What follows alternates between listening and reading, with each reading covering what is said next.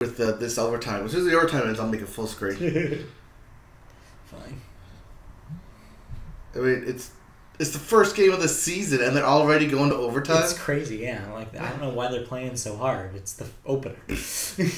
Well, they're not really playing hard because it's 4-4. I don't know. Wait, why did I open that? I gotta.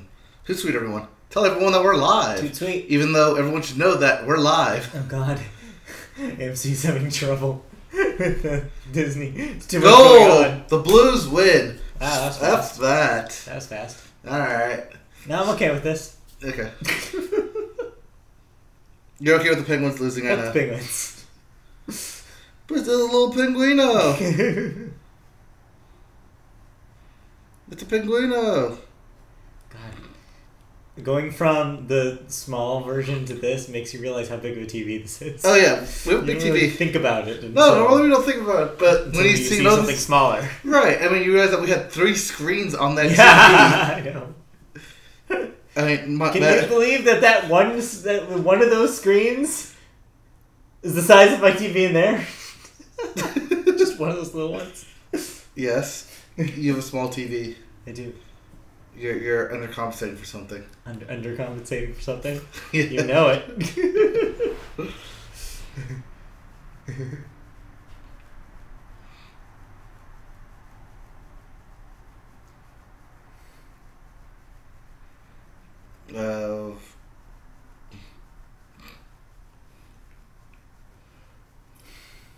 Same time, same channel.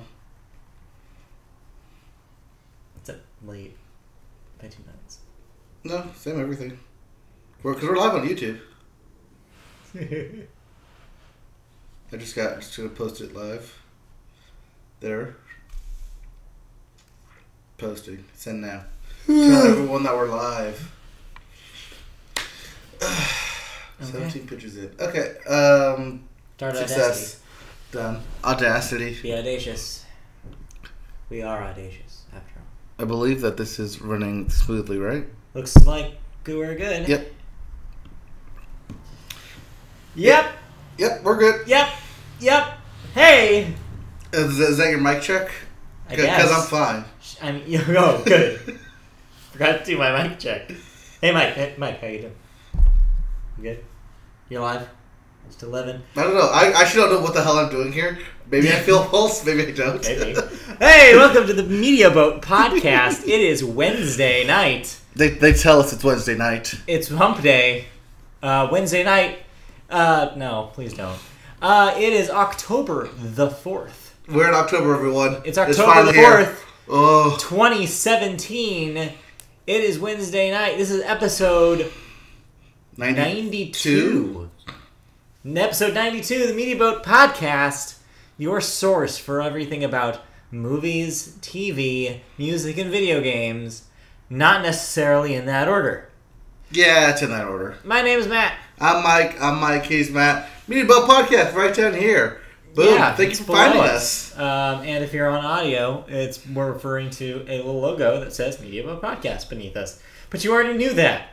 Because we've been doing this for 90 episodes. Because we've been here for a while now.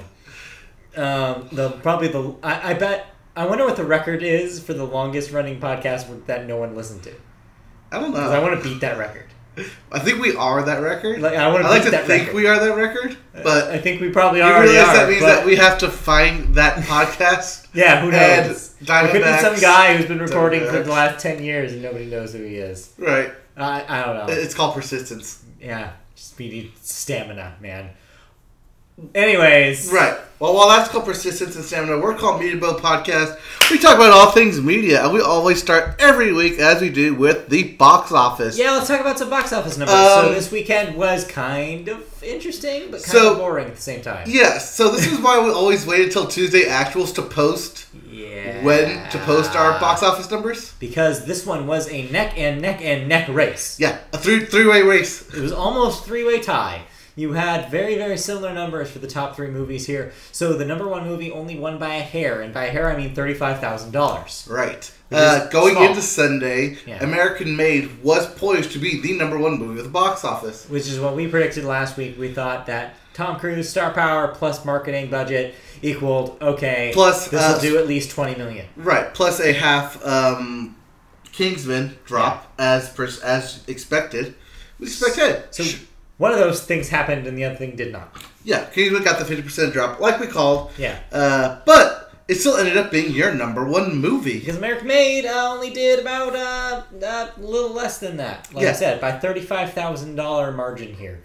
So both of them made about $16 million this week. Right. Kingsman was number one with $16.9 million. Yeah. Bringing its total to $66 million. It got number two with $16.9. Yeah. That's weird, right? It jumped back up. Yeah. Yeah, the difference between number one and number two was $30,000. Yeah. Not great. Yeah, 43% drop for it.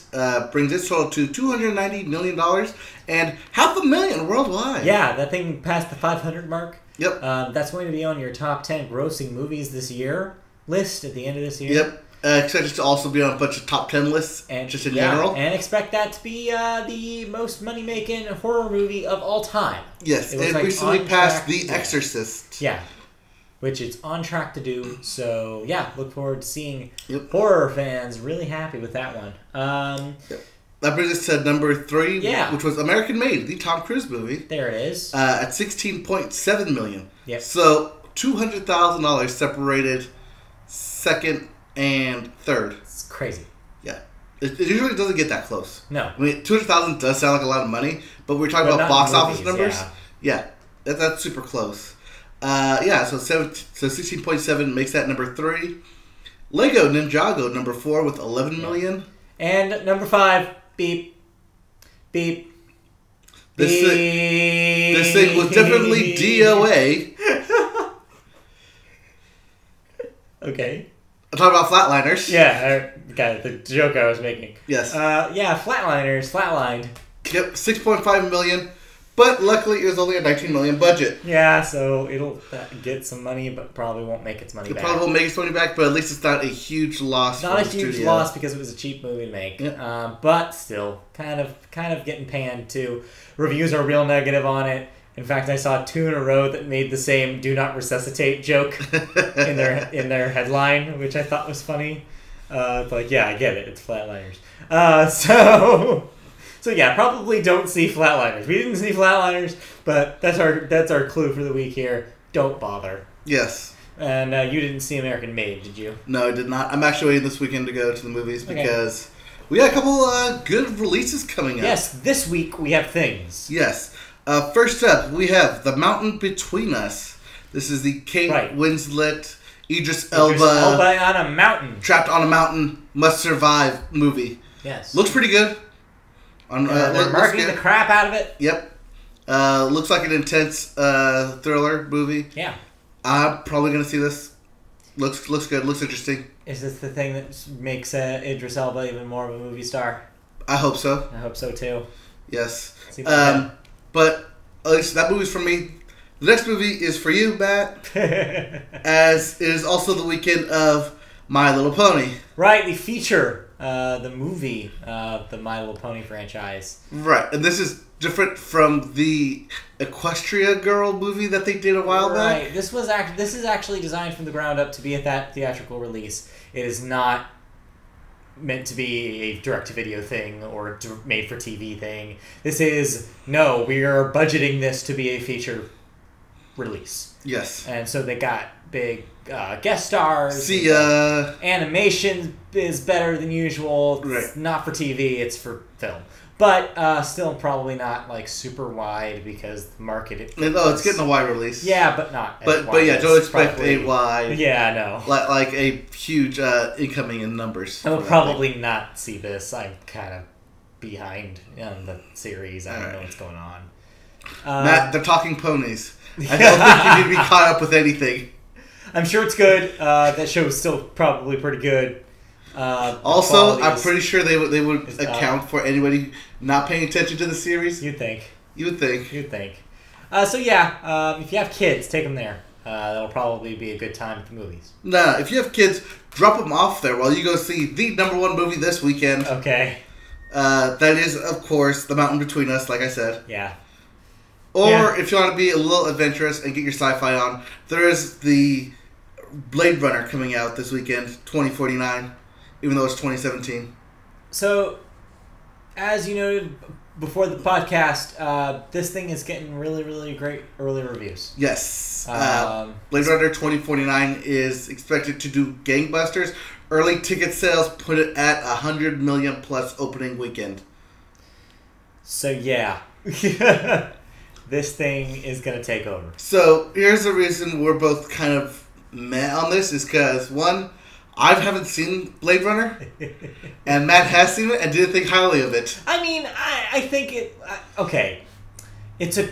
I'm sure at the time of its release, it was mind-blowing, and I think that it does a lot of things that are... It does a lot of good things, and young Harrison Ford is pretty good in that thing. It doesn't hold up 100%. There are still things that are maybe a little aged about it that don't really hold up anymore. And so I'm interested to see what they do with the sequel. I like Ryan Gosling. Let's see what he does. Young Goose. Yep. So yeah, I'm not super down on it. I would like to see it if I can afford it someday. So yeah, it's out there. So it'll probably do pretty well. Yeah, I will most likely see Blade Runner 2049 this weekend. Yeah. Just to, one, get it off my list, and two, see what the hell everyone is talking about. Yeah, so you'll probably have some things to say about that thing next week. Yes, I shall be talking about that next week. You shall. Yep. So that's your new releases. Let's move on to movie news. Yep, movie news. First up. Wait a minute, that's the cast of Bob's Burgers. That's a TV show. Is it? Or is it? As far as I know. I mean, to my knowledge. Yes, to everyone's knowledge, Bob Burgers is definitely a TV show. Bob's Burgers. Yes. Not Bob Burgers. Yeah, yes. Big Bob's Burgers. Big Bob's. Yes, with the Big Bob's blue cheese that my dad likes. Yeah. Like, he specifically likes Big Bob's blue cheese. There's like any other type of blue cheese except Big Bob's. Blue cheese is disgusting. Oh, it is great. I hate blue cheese. It's so overpowering. What else is overpowering? Is our next story, China. Wait. Explain Bob's Burgers. Oh, yeah. So, so 20th Century Fox... Don't get ahead of yourself. ...is making a feature film of Bob's Burgers. Cool. This was announced today. They have set a July 17th, 2020 release date. Bob's Burgers is, of course, coming off the Emmy win this year for Outstanding Animated Series. And Fox Animation will produce the film, just like they did with the Simpsons movie. Right. Back in 2007. Yeah. That's 10 years ago. Yeah. So this is interesting to me because Bob's Burgers will be in its 8th season this year. Which means by 2020, you're probably going to see, if it's still on the air, will be in its 10th season. Right. So that makes it, 7 years faster than it took the Simpsons to get a movie? Yes. So that's still pretty impressive. I'm kind of, But also point out that Seth MacFarlane has not done a animated movie. No, there's no Family Guy movie. Or American Dad, or knock Cleveland on wood. Show. Well, I don't have any wood to knock on. Oh, God. Oh, well. But yeah, I'm kind of glad, in a way, that they're doing this because I think it would translate pretty well to a feature. Mm-hmm. I think there's enough to do in that universe that you could make a pretty good movie-length plot about it. Yeah, I'm okay with this being a thing. I could see it being pretty good. I keep jumping in and out of Bob's Burgers. Like, I remember that it's on and I watch it. And then I missed the entirety of last season. Right, I forget to binge watch it. I'm now an entire season behind on this. Right, show, so. I'm like a couple seasons behind. Yeah. But from what I remember watching it, like, I liked it. No, it's but a great show. It's just, it's a Sunday release and I can't so much. Yeah, there's so much television to catch up on. Yeah. So yeah, maybe someday we'll go back to that thing. But yeah, it's still good. I still like it. Yep. Good to hear. All right. So yeah, that brings us to our next story. Okay. Speaking of superpower, China. All right. China's. China. Yeah. Yes. China. Yes. They're in a current legal battle with Hollywood. Oh, fun. Yeah, because it's all about the money. The Benjamins. And in this case, it is literally all about the money, as PricewaterhouseCoopers, yes, that PricewaterhouseCoopers, has discovered that ticket sales in China were underreported by as much as 9% last year. This means that the Chinese cinemas have been skimming millions in ticket revenue from Hollywood, which amounts to at least $40 million for the 6 major U.S. studios. Yeah. In China, international films are entitled to 25% of the box office revenue, and U.S. studios officially grossed $1.87 billion last year from China. But because of that 25%, they only received $470 million of that. $1.87 billion. Okay. So them skimming off $40 million doesn't sound like a lot, but when you realize that you're only getting 200 or 470 out of that pie, that's 10% of what they're skimming off of you. Yeah, that's not great. Yep. But then again, I don't know. It's such a weird business. It's but it is a business. Yeah. That's the thing everyone always forgets, is that it's still a business. Yeah. And this is still a business. Yeah, getting the business. Yeah, let's get the business done here. Speaking of getting the business done. Okay. I like that face. Is that M. Night Shyamalan? Yes, that's M. Night Shyamalan Ding Dong. M. Night Shyamalan. Yes. M. Night Shyamalan. M. Night Chameleon. Yes. Are we done? Yes. Okay. His upcoming movie Glass, which lies within that Unbreakable universe. Right. Yes, it's the third in the trilogy that apparently is Unbreakable. Split, and this. Yep. Well, that movie's profits is going to get split. Okay. Yes, pun intended. As Universal Pictures will handle the domestic distribution, and Buena Vista, a.k.a. Disney, will take on the foreign markets. Okay, yeah. This is because when Shyamalan approached Disney... Shyamalan. Yes. That's how we actually say his name. Yes, when he approached Disney to use the Unbreakable characters in his recent Split film... Right. Buena Vista International became interested in taking overseas control. Yeah. So, principal photography has just begun in Philadelphia, Pennsylvania. Jason Blum of Blumhouse Productions will produce the upcoming film. Huh, okay. Slated for January 18th, 2019. Okay. Universal, because they made Split, will handle the domestic release. But because Unbreakable was under a Disney joint, Buena Vista will handle the international. That was their second picture deal. That was the second part of their picture deal with him after The Sixth Sense, right? Right. This is Unbreakable was the follow-up movie to The Sixth Sense for M. Night. Right. So yeah, I mean, this makes sense. This happens a lot, actually. Yep. This is not really that much of a story because this happens for a lot of movies. Right. This is what happened with Paramount when they were doing Marvel, doing the Avengers. How they would get some profits by using Iron Man, and Paramount would handle domestic distribution for Iron Man, Iron Man 2, and Iron Man 3. Yeah. Because they were still under that brand. Yeah, deals are in place. There's a lot of carryover. It's the same reason why the first Star Wars movie is still owned by Fox and the rest aren't. Stuff like that. Yeah, it's weird distribution rights and different ways of writing these contracts. But yeah, this is normal stuff. But interesting. Yep. And that brings us to the bits. The bits. What do we got in movie bits this week? Movie bits. The little stories. Yes. Bruce Willis says he is a go for Die Hard 6. Wait, what? Yep. There's going to be another one? Yes. Didn't they run out of good puns for Die Hard? Titles? No. We still have one last Die Hard. Good pun left to use. Yeah. Like what, Mike? You got one? Wait, did we already use A Good Day to Die Hard? Yes, that was the last one. Okay. Die Harder, Better, Faster, Stronger? No. Unless you get Daft Punk involved. And or Kanye West. What about... Live and Let Die Hard. That's not bad, but I feel like they'd never do it. Yeah.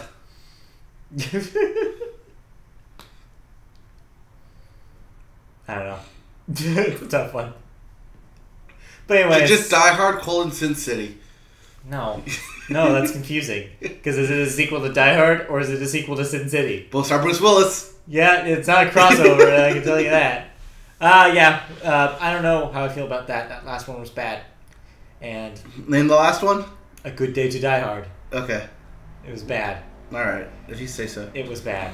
All right. Live Free or Die Hard was slightly less bad, but oh my god, does that movie have the worst hacking in movie history? Right, I thought that was the last one. No, Live Free that was the second to last one. So the weird thing about those movies is Live Free or Die Hard is about his daughter, and Good Day to Die Hard is about his son. Right, so I don't know why those are two different movies. Right, and somehow he had kids in between the movies that grew up. Something, I don't know. But, I think that's just dumb. It's like, wait a minute, so this one's also about your kid, but it's about a different kid? Yep. There's nothing, although the daughter in Live Free or Die Hard is Mary Elizabeth Winstead, so it's automatically a better movie. That's how my rating system works. How much Mary Elizabeth Winstead is in this movie, yes, no, will determine whether I see it. Anyway. What else do you have in the bits? All right. Also, I know we probably mentioned this quickly last week, but Liam Neeson unretired from action movies. Yeah, that was dumb. Yep. He said he was done, and then someone asked him, and he was like, "Ha, just kidding." Yeah, I don't think he was ever going to be serious about this. Yeah. I mean, they make him so much money. Yeah. Plus, he doesn't necessarily have to do the action scenes. Right. He just has to act mean. Yeah. He's just got to be Liam Neeson. Yeah, Liam Neeson. No. Yes. Go ahead.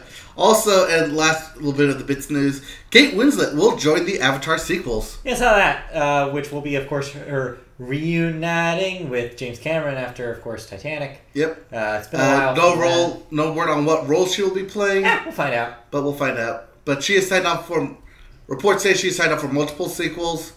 Whether those are accurate, we'll find out. Sigourney Weaver's long-lost daughter or something. Sure. Right, so, this is probably the fastest we've gone through. She also smokes. Yeah, that's the fastest we've probably ever gone through movies. Good. But that's because we have a lot of TV to talk about. So Good. Let's get started. Let's go. With the sports. We don't have any sports to talk about because we talked all about last night. If you missed it, you could have caught the Sanchez. Our finale for the Sanchez was last night. We have ended series. We lost badly. We did not make the playoffs. But if you want to find that, the archive is on our website, MediaBoat.podcast.com, or on twitch.tv/MediaBoat. You can also join us next Tuesday for even more sports adventures as we begin our next series, which we are yet to name. We'll name it after the first episode, where we will be attempting the owner mode in Madden. Right. And for those of you who did miss it, we did end up sending Mark Sanchez upstate to the farm up north to greener pastures. He's retired. In retirement, which the bio was hilarious because it said, at least you made it 9 years in the NFL. Yeah. Not much to say about that. The whole thing was you sucked. Everybody, there was a lot of hype around you, but you still sucked. But at least you spent 9 years in the league. Yes. Which is the saddest thing in the world. Right. Also happening... currently, the MLB playoffs are set. Red Sox will take on the Astros. Yankees will play the Cleveland Indians. The Chicago Cubs will play the Washington Nationals. And the LA Dodgers will face off against the winner of the current game that's going on between the Rockies and the Arizona Diamondbacks. Which looks right now is barely the Diamondbacks, but that might change in a second here. Which is great because they jumped out to a 6-0 lead, and the Rockies have fought their way back. It's currently 7-8, and the game will end by the time we finish this podcast. Yeah, so we'll see. So we'll tell you who the Dodgers will play sometime during this podcast. But yeah, if you want to hear more sports stuff... we'll have one last sports news. Okay. And that is that number 18 himself, Peyton Manning, statue will be unveiled this Saturday. Will it have his Peyton Man thing? Yes, it will. His retirement jersey ceremony will be this Sunday at Indianapolis. So I believe that game will be on CBS. They will show the ceremony. Yeah. And so congratulations to the Peyton Man thing. Good for him. Yep. Retirement. The Indianapolis Colts on Facebook did put up a really nice tribute video basically saying, "Hey, this is Peyton Manning. You know you love him. You know him. You love him. We're doing something for him this Sunday." True. So, yep. If you want to check that out, fine. If you don't, that's fine too. What a waste of a sentence. Anyways. Moving on. The rest of television news. Yes. The big news. Yeah. Sad news. Yes, and sad news. Julia Louis-Dreyfus, who just won yet another Emmy for portraying Selena Myers. Is that her character's name? That's her character's name. Veep on HBO. Has some troubling news. Yes, she has revealed that she has breast cancer. Yeah, well, I mean, you know what they say, 1 in 3 women. 1 in 8. Is well, okay, fine. 1 in 8. I thought it was more common than that. But yes, she is the one in this ratio. Unfortunately, yeah, that's unfortunate. Yep. That sucks. Support has been raining down from her from fellow actors, as well as former Veep Joe Biden. But the good news here is that this is something that can be conquered. We see a lot of women survive this. A lot of women power through, and so I think we're to a point in medical medical history here where we're doing a fairly good job. But still, cancer is a motherfucker. Let's not be wrong here. Let's not beat around the bush. A lot of people have died from this kind of thing. So, of course, we are on her side here, and of course thinking about her and her family, especially her close friends, her co-stars on the show.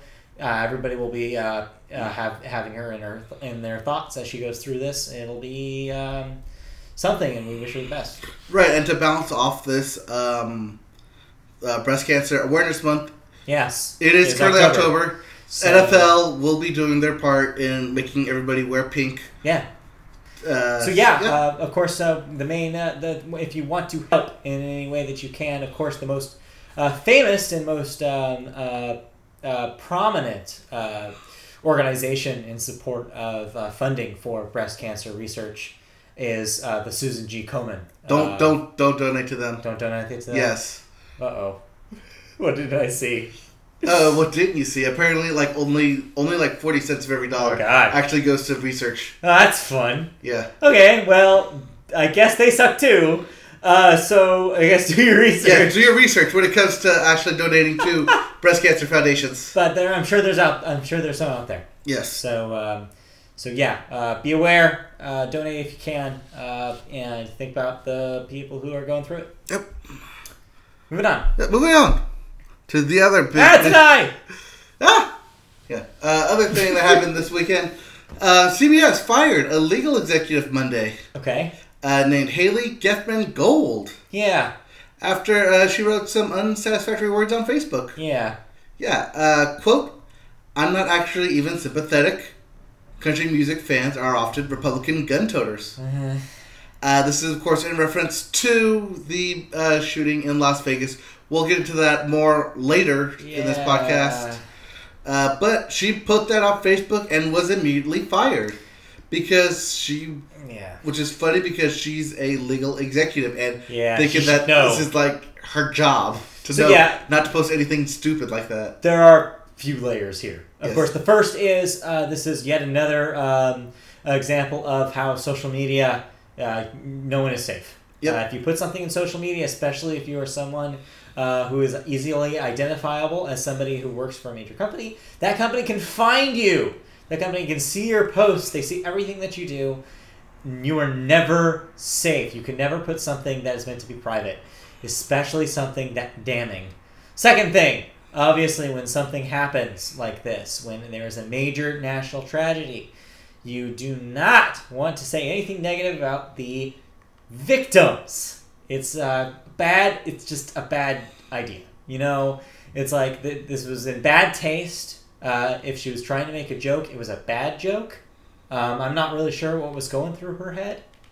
But yeah, obviously the company has complete right to fire them, fire her, and I think they probably were right.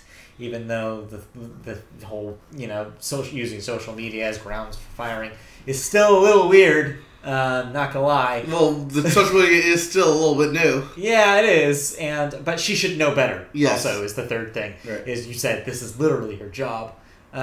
She's probably done this to other people, right. or at least similar things, and so it's crazy to me. It's incredibly crazy to me that she didn't think about this before she posted it.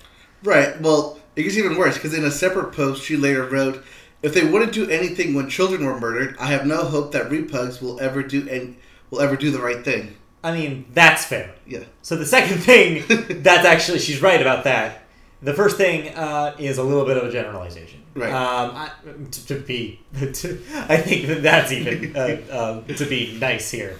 I think it was it was insensitive. 1 and 2. That is majorly not true. I know a lot of very great people who vote very much not conservative, conservatively, who love country music. I myself, I like a lot of country music. I don't think that it's a fair assessment to say that they're all lumped in there. Yes, there's a lot of vocal people involved in the country industry that tend to have conservative viewpoints and love their guns. It is a very common association to have.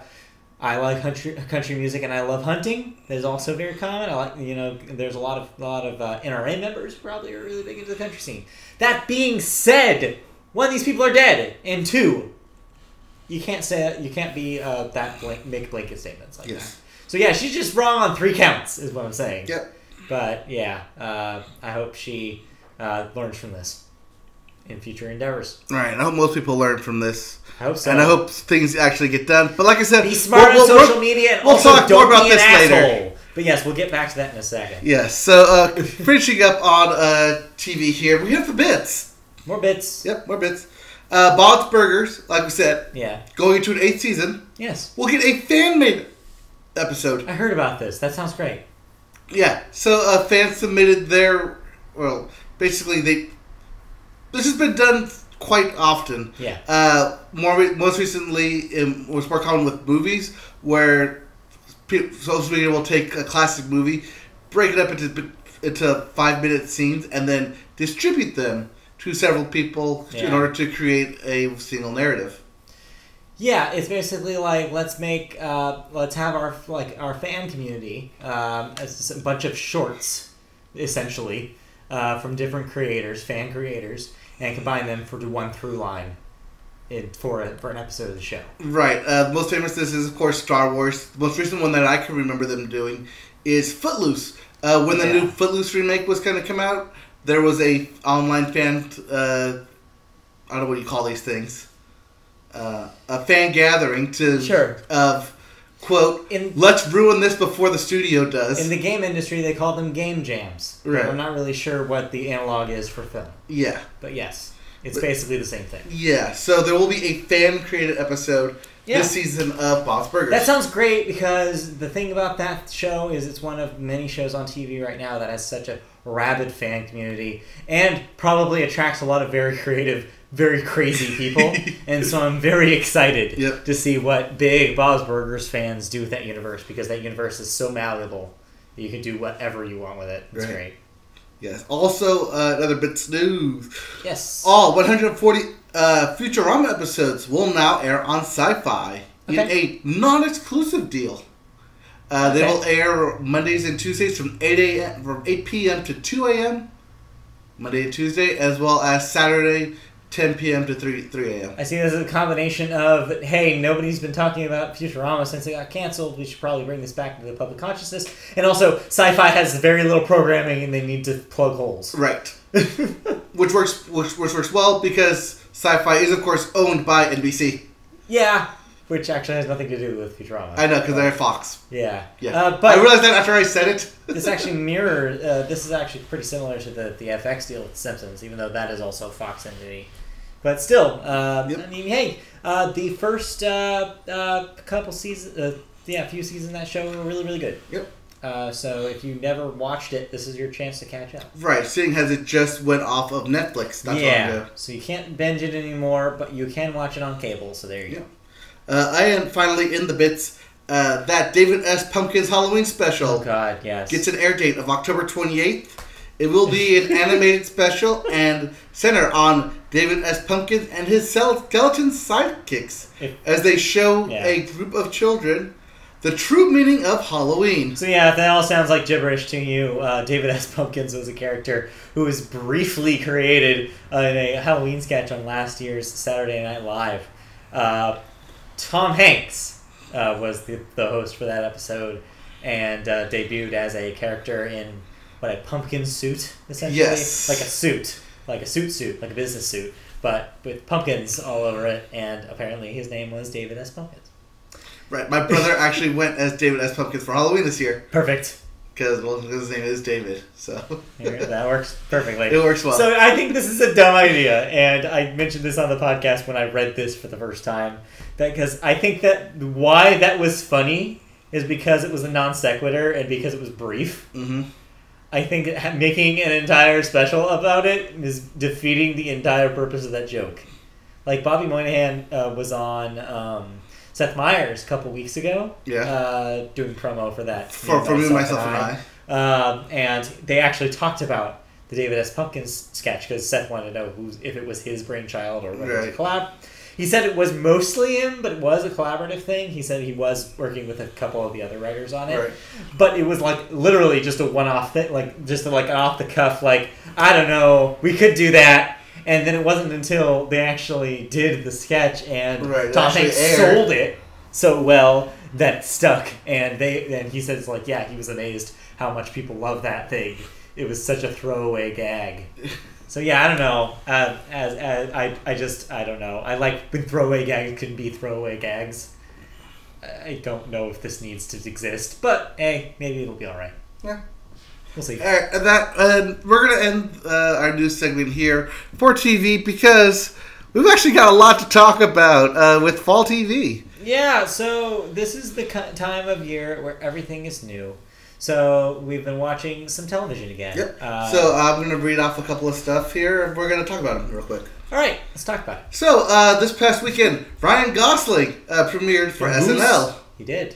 Pretty well. It was pretty good. The writers were good. It was a solid season 43 premiere. Yes. I did watch this during the live broadcast. Me too. 8:30. With the doctor. And she so liked beautiful. It. I love the fact that we don't have to stay up super late anymore. Right.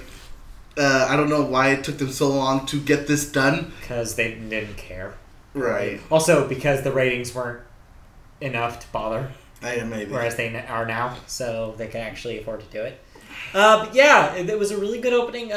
Man, though, Ryan Gosling could not stay together in any of the sketches he was in. He broke every single time he was on camera. And it was driving me crazy. And I'm for sure Lauren was in the corner just being like seething with anger because he hates when people break. And so, yeah, that was the only kind of negative part is that was way too much. But a lot of the sketches were pretty good. There was a really surprising bit about the Avatar font. Yeah. Which came out of, sounds like an 8-year joke. Which is my favorite one, and it was so good. That one was hilarious. There's a lot of highlights, and I think that my takeaway from this one is these new head writers, are a little bit more willing to get weird. Yeah. Than the last couple seasons. Yeah, these writers seem fresh. Yes. Like they don't know what the rules are, so they might as well break them all. Which is what I have always appreciated about the good years of Saturday Night Live. Is I like when things get weird. Like, I think this is yeah, you do. Yeah, I do. This premiere, I think, had some of the weirdest sketches since Fred Armisen left the show. Because he used to be the source of the weird. Right. Let's be real. Him and Bill Hader. And so when they left... Well, because Bill Hader could do any voice ever. Right. But, I think when they left, I think the show kind of lost that. And so I think that it's cool that they're getting it back. Also, the new cast members, even though they were there briefly, I still think did all right. I like the new blonde girl. I think she has potential, even though she didn't do a whole lot. And of course, what's his name? Christopher Red. Yes. Yes, he's good. I think that he was only in one sketch this. But he was good. But he was good. So I think that if he gets enough pitches, if they put him in the show enough, I think he could be something special. Right, which I also fear that he could also be a one season. I don't want them to Jay Farrow him, which is basically like they use him only when they need a black person, which is unfortunate. But I hated how they used Jay Farrow. Right, they underutilized that man and only did it for times where they could rely on his impressions. Yes, and so I think this guy, I hope that he has that they see a range with him and they use him more. Because I think he has potential. But I don't know about that other guy. That third dude, I didn't see him. Plain white guy. Like, he was... I think you lose him into the background because he's one of, like, 5 plain white guys on that show Keep now. going. 6. Well, Colin Jost doesn't count because he just does Weekend Update. Right. So really, it's Mikey Day. It's the other guy... Kyle Mooney. No, the other guy. Oh, yes, the guy who looks like Mikey Day, but isn't Mikey Day. Right, I don't remember his name. This is a great sign. He's really memorable, isn't he? The other Trump brother. Yes. The Trump brother sketches. But yeah, and Beck Bennett, of course. Beck Bennett and Kyle Mooney, you can at least tell who they are. Right. They're unique enough. And Mikey Day is getting there. I feel like Mikey Day is making his name on the show already. But yeah, it's the other dude. I don't even remember his name. So there you go. And yeah, Pete Davidson used sparingly, but probably on purpose, given the diagnosis we talked about last week. Right. So yeah, it'll be an interesting season to watch. Yep. Yep. So basically, we're saying good job SNL opening. So far, so good. To not Emma Stone. It's Gal Gadot. Yeah, Gal Gadot. This weekend, which I'm excited for. Yes. She'll be an interesting person to see. Right. She's kind of one of those wild cards that I don't know if she's going to be great at this or terrible. So we'll see. Yes. We'll see. All right. Moving on. Other shows that we picked up. The Good Place. So yeah, season 2 just premiered. Yeah. We kind of skipped this the first time around. Yeah, so when this premiered, I thought when I saw the promos for this, I kind of dismissed it because I was like, I don't know, it's too high concept. Right, I thought it was too high concept and it wasn't going to work. Then I watched the beginning of a mid-season episode last year, and it didn't click with me, and I just gave up on it. I was just like, okay, well, I don't need to watch this. Because I was like half paying attention or something. Because I just let it go. Right. Then you mentioned that you had watched the season 2 premiere. Right. I watched the season 2 premiere, and as a good season premiere, the first 2 or 3 minutes basically explain everything that happened in season 1. Right. Let's not spoil it. And I'm not going to spoil everything, but I was like, oh, now that's actually a good concept. So I watched the first season. So I watched the season premiere, and I liked it. Then I watched the second episode this past weekend, and it's good. It's actually pretty funny. Yes. So that's what I also discovered is we went back, our other roommate, and me, we went back and watched the pilot, and then immediately we're hooked. That is probably the funniest thing NBC has had since 30 Rock. Since Parks and Rec ended. The joke writing is some of the best right now on television. Right, well, it's by Michael Schur. Yeah, which, of course, I should trust. And also, a couple of the writers are also people that I see retweeted a lot on Twitter, which makes a lot of sense to me now, because they're really funny on Twitter. I'm like, oh, okay, cool, so they got some talent here. And, of course, Ted Danson is great. Yes. As kind of the angel figure in heaven. The Good Place, as they refer to it. Yes, the character is The Good Place. They never say heaven. Right, they always say The Good Place. It's key. It is not called heaven in the series. It's pretty entertaining so far. I think that the serial nature of it offers a little bit more a more kind of opportunity for ridiculousness than other shows, because you do have a through line. It does attempt a drama-esque serial plot. And that's interesting for a sitcom like that. Right, and the thing I think they did well was that because at the end of the first season, The Good Place was so up in the air whether it was going to be renewed or not. Yeah. They basically started season 2 with a reboot, and it worked. I mean, they made it really work in their favor. Sorry. But yeah, so sorry, I'm distracted by baseball happening. Yeah. Jesus Christ. This game is crazy. So yeah, it's good. I'm gonna try to catch up so that way I can catch up to the actual season that's running right now because it's good TV. So check out The Good Place if you need a sitcom to watch. It's streaming first season on Netflix right now. So if you need to catch up, do it there. The whole first season is there to snap up, and then it's on Hulu. It starts the second season. Yes, for some reason Hulu doesn't have actual TV. You can watch it as well. Right. For some reason Hulu doesn't have the first season, which is weird. No, because probably Netflix made that deal. Maybe, yeah. But yeah, so check that out if you need a show. Yep. Okay, what else? But Superstore still sucks before it's Superstore still sucks. Don't watch Superstore. Terrible. It's still bad. Why are you still watching it? I'm not. Okay, good. I stopped watching it. Are you finally going to bail on it? Oh, yeah. I bailed on it a while ago. I tried to get back into it. I thought, nope, it's bad. I don't know why. I don't know why it's bad. Because it makes light of supposedly sympathetic characters, and it's just bad taste. But that's the thing. But that would be understandable if at least the gag writing was good. But it's not. It's not. It's like the jokes aren't good, which is what kills it for me. Is that even though some of the characters seem interesting on paper. Also, I finally noticed that after watching briefly that episode that you were watching the other day, it seems like they finally did the thing that I wanted them to do and kind of write or move over the main dude so that way it's about America Ferrera's character. Yeah. Because America Ferrera should have been the star of that show. But one of the things that bugged me early on when we were watching that originally, the first season, is that they wanted to have both of them be the leads. Right. And it's like, no, choose one. This show can have one lead. It can't be the dude and America Ferrera. It's not Will and Grace. Yes.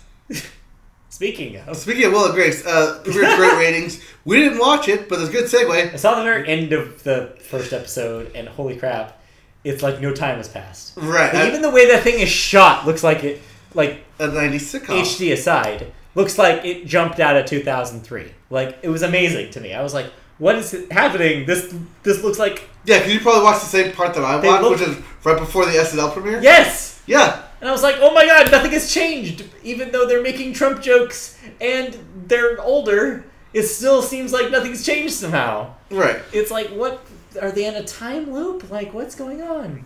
It's such a weird thing that exists. It is. But going off of The Good Place, I also watched the spin-off of that show, The Good Doctor. Yeah, it's The Good Doctor. The Good Doctor is actually pretty good. All right. It deals with autism. Yeah, I knew that. And yes, and how basically autistic people can do good things. Yeah.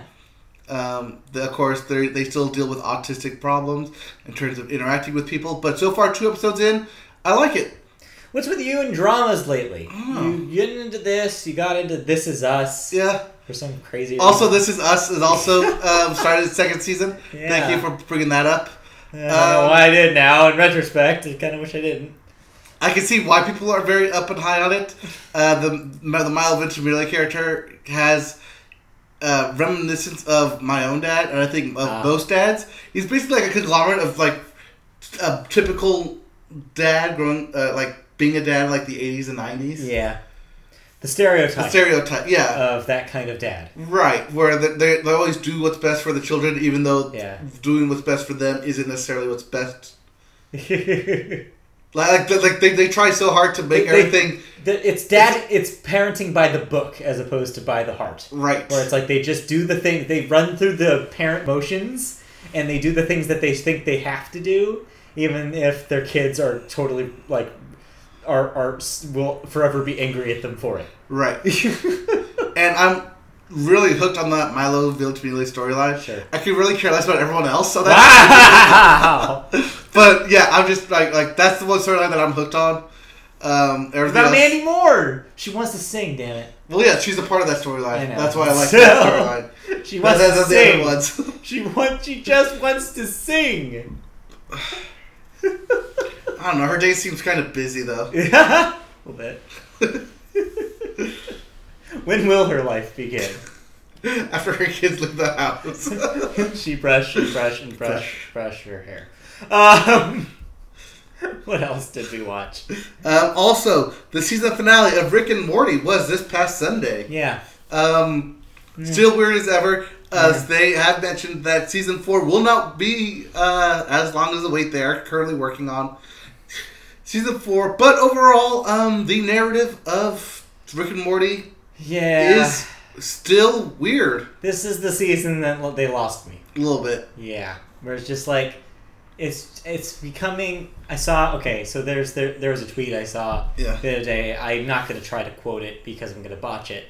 But it was basically someone saying that they were sick of people of listening to people making the argument, oh, Rick and Morty is only for smart people. Like, you have to be smart to enjoy it. Because I feel like that's kind of the hole that show is crawling up into. Which it's not. It wants so badly for you to like the character of Rick. Even though he's an asshole. Every single thing he does and says is keeping you from doing that. Right. And that is the conundrum I've always had with the anti-hero shows, is that you're basically telling me to like this character just because he's the lead character. You're not giving me any actual reason to like him. Like, the little things that they do to try to redeem him in the episodes of this season don't do enough. It's like they're trying to show, it's like, oh, yeah, there's character development because, look, Rick is getting slightly better and Morty's getting bitter. And it's like, well, yeah, that's true. That wasn't the case before. You're right. Those things have changed. But that does not make me like either of those characters more. In fact, it makes me not like both of those characters for those exact reasons. Right. It's like they're taking what was endearing initially about that show and kind of, to me at least, just muddying it. And just like, it's not a fun show anymore. It's like, the jokes are still good. And this is kind of the opposite of the Superstore problem. Right. Is you have, the joke writing is still quality. Some of the writing they're doing on that show is still great. And the references are ridiculous, as always. And the things that the places that they're going, no other television show goes. I realize all of that. But if I don't like any of the people in it, then there isn't much to grab on. And that's kind of the problem I had this season. Yeah, this season was definitely... it's not their best. No. I mean, because there's only really 3 seasons to compare to. I think the first season of that thing is still probably my favorite of everything. I think season 2 had its moments. Yes, I think... But I think season 1 was consistent. Right, I think season 3 poked a lot of fun at, like, a little too much at pop culture and then also at its fan base. Yeah. And... Honestly. Oh, God. Yeah, I mean, I think it's just they're getting... It's just getting so much just about Rick being terrible. Right. And it's like, there's only so much Rick being terrible I can watch, or I want to watch. I don't know. Yeah. No, you're right. Yeah. But that being said, I'm still looking forward to season 3 or season 4. Yeah. But at least this way, I'm not like craving it as it was like after season 2.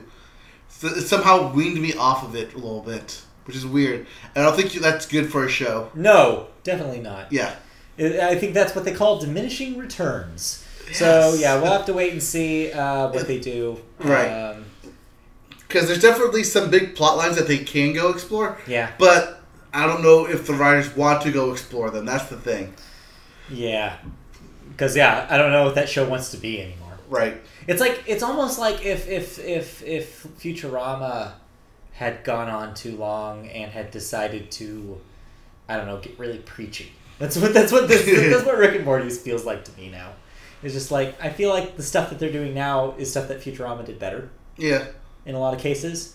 And it used to not be that show, but now it's kind of that show. Yeah, it's getting there. Alright, and that brings us to our, I know this is going long, segment here. Yeah. But that brings us to our last show that we have to talk about. Yeah, this thing. Because it's a show that if I told you what it was, you'd think, what the hell? No, that's definitely not for me. But somehow, we binge watched the whole thing in a day. Yeah, so, okay, yeah. So what if I told you that there was a show out there by Nick Kroll about puberty, where there's a legitimate puberty monster, like, influencing 12-year-olds. Okay, yeah, it's... So yes. That's basically it. Yeah, what you're describing is totally the premise. So the show's called Big Mouth. Yes. Which is the worst name for that show. It has nothing to do with any... Besides the character... One of the characters that has a big mouth. Yes. There really is nothing in that show that warrants that title. Is that the show is not what the title suggests it is at all. It's such a weird name for that thing. But anyways, so essentially it's like...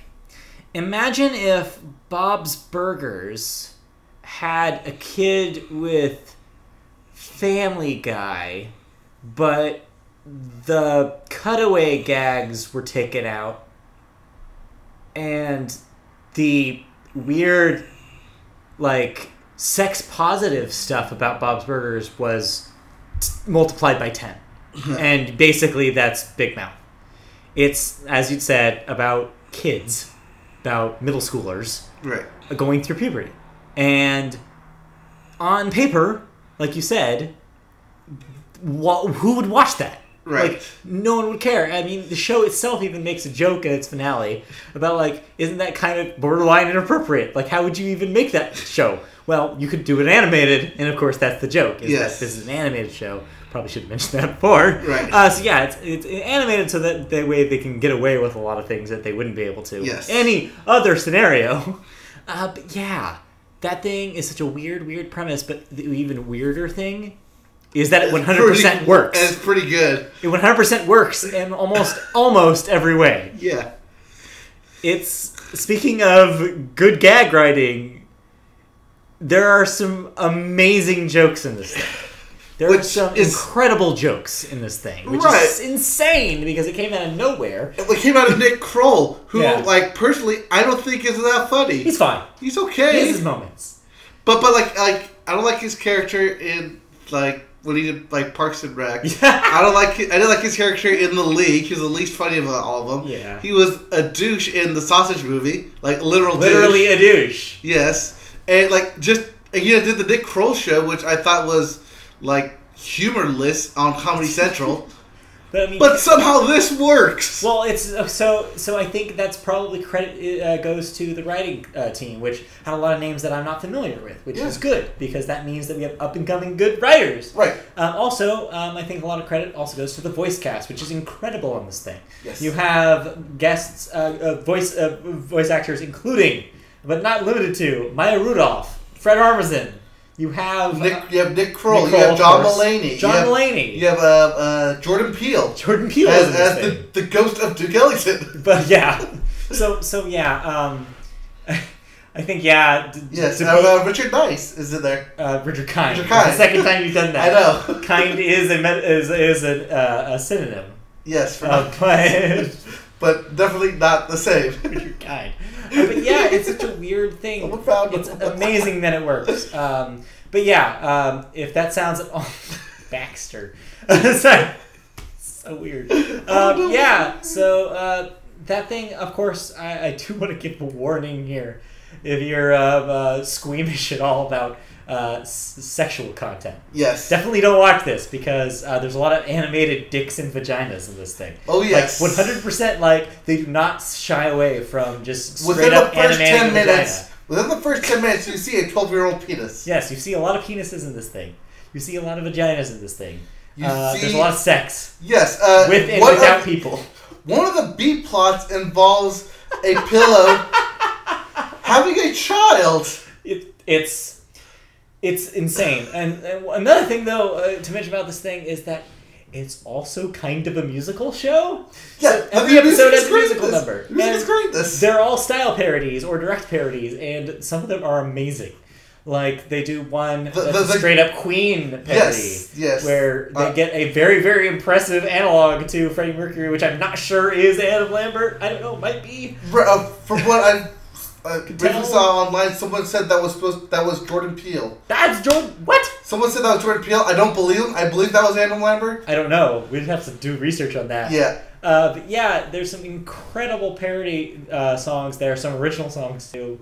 It's just... that thing is insane that it exists. It's not perfect. There were a few groaners in the episodes that we watch. I was just like, okay, seriously, that's the best they could do there. There's some jokes don't really ride as well as some of them. Right, they do make several Netflix specific jokes. Yeah, that I thought was cute. Yeah. There's also an entire character who doesn't need to really be in the show, that freaking coach guy. Yes. Drags every episode down with his scenes. I think he's completely unnecessary, and if they do another season of this thing, they should just get rid of him because the kids are way better than that.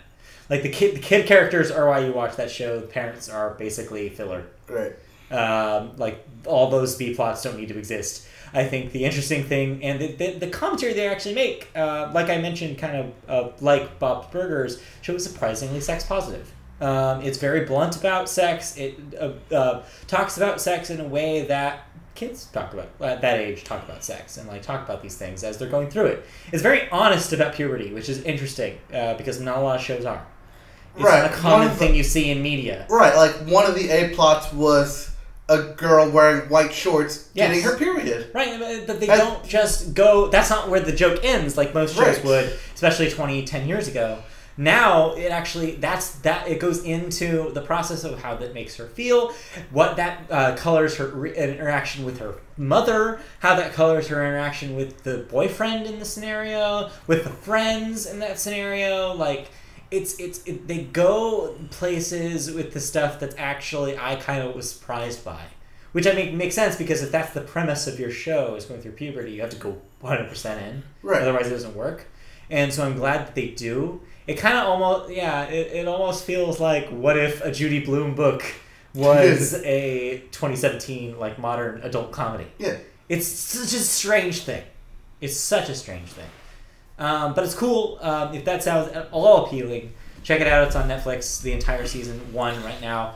I really doubt this thing gets renewed, though. I don't think it'll find an audience. I found us somehow. Somehow? Yeah. Like, you were literally watching this kind of half paying attention, half asleep. I was doing dishes, and I started laughing because I was like, these are actually really, really funny jokes. And so I asked you, what the hell is this? This sounds actually pretty good. Right, because I forget what I was doing. Oh no! I was writing my shit post for fantasy football while this was on because I put it on because I read just in passing someone say, "Hey, you should check out Big Mouth. It's not at all what you think it is." No, it's by Nick Kroll. And I was like, "Okay, sure, I'll put it on. Sure, why not?" I mean, if I don't like the first episode, I'll just screw with it. Whatever. I don't remember I think the last time that happened to me, where I was only passingly paying attention to something and it got me with its writing 30 Rock? Was 30 Rock. Yeah. The pilot for 30 Rock, my dad and I watched it on a whim. not expecting to get into a show. Right. Not even knowing it was like Tina Fey, not even knowing anything setup wise for what that thing was going to be. And that pilot worked for both of us. And we were just like, okay, now we're watching this forever. Right. The one that happened to me was Game of Thrones, where I was which I put the first episode on because everyone was raving about it. Like, okay, fine, sure. I got an afternoon to, I got over an hour to just do whatever. Sure, I'll watch the first episode. While they give a lot of backstory in the first episode, it was the last 5-10 minutes were okay, I have to see what happens next. And that just kept happening. It kept happening. And we're going to wrap that up here as the game is finally wrapped up. That means, for those of you who were not paying attention to us, welcome. Also, the Arizona Diamondbacks have officially defeated the Colorado Rockies, which means Arizona the Diamondbacks will take on the Dodgers. And that rounds out our sports news, and that rounds out our TV news. Okay, moving on to cancellations and renewals. Yes. Because we went pretty long on that. Yeah. I knew we were going to, because that was our big story to talk about. Yep. So cancellations, or rather renewals. Young Sheldon gets a full season on CBS. No surprises there. Yep. The Mist got canceled on Spike TV after one season. Are you saying The Mist choked? Mist choked? The Mist choked? No, The Mist is done. I know. You can't. The joke. Never mind. I was like, choke on the Mist. Mist choked. Never mind. You never choke on The Mist. I don't know who you're talking about. Just keep going. The Mist is smooth and refreshing. No, that's Sierra Mist. Yeah, that's what we're talking about, right? No. Oh. No. Marion gets canceled on NBC after 2 seasons. Okay. Major Crimes canceled after its upcoming 6th season. The series finale will air on January 16th on TNT. Speaking of The Good Doctor, that gets a full season, 22 episodes on ABC. Okay. Now we get to the deaths of this past week. First up, we have Monty Hall, age 96, host, creator of Let's Make a Deal, and that Monty Hall riddle that most statistics professors tried to lure out, whatever. The behind the doors problem. Yes. This was recently a gag that they did. It's called a gag.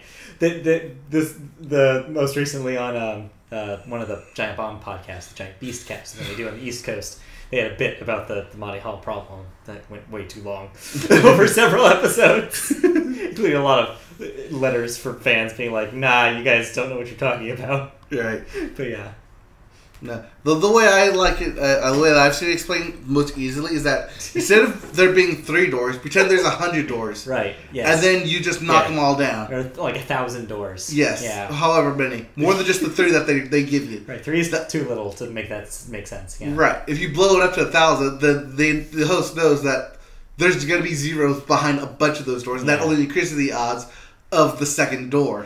It's like what's the thing? It's like that within your workplace, like there's a certain percentage of the chance that you share a birthday with somebody else in there. Yeah. Or something, I don't remember, but yeah, there's stuff like that. It's such a weird thing. But yeah, Monty Hall basically is who we're talking about there. You will forever be in the Game Show Hall of Fame. Yep. We also have David Strader, age 62. American sportscaster. Yeah.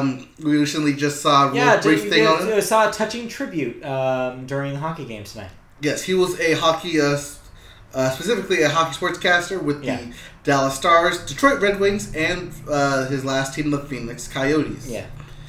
We also have Ryuji Saikachi, age 89, Japanese voice actor. Okay. We don't know him here, but he was very famous in Japanese anime, as he did voice the Japanese voices in DBZ, Yu Yu Hakusho, Inuyasha, Castle in the Sky, Kingdom Hearts 2, Birth by Sleep, and Days, as well as animation dubbing for Disney. Oh wow! When Disney decided to do their dubbing in Japanese, he had voice. He lent his voice in the Aristocats, The Black Cauldron, Lady and the Tramp, Robin Hood, and The Lion King. Oh, cool. Yep. Well, go ahead. Yeah, that's a storied career right there. Yeah. Well, that's why I included it. Yeah. A little fun back there. We also have Robert Yates, age 74, American racing team owner of Yates Racing, and was the NASCAR Winston Cup winner back in 1999. Okay. And lastly, the big news. Yep. Mr. Tom Petty. Get ready to have your hearts broken. Because he's a heartbreaker. Well, no, he was the leader of the Heartbreakers, my bad. Yeah, so Tom Petty, of course, famous for Tom Petty and the Heartbreakers, but probably to most people will know him as the guy who sings Free Fallin'. Yes. Has passed away. He suffered a heart attack, a cardiac arrest, which made him unconscious. He was taken to the hospital, put on life support. Ultimately, life support was pulled when he was seen with no brain activity. So, right. This happened after he just came back from a tour. Right, yes. Like 2 days later. With tour. He will certainly be missed, of course. He's already in the Hall of Fame, the Rock and Roll Hall of Fame, and well-earned. Yes. A lot of people refer to him as the last great American rock and roll star, because it kind of was. Yeah. There's not a whole lot of people that can fill those shoes now. It's kind of we're moving away from that era of rock. Right. So he will be forever remembered on classic rock stations across the country.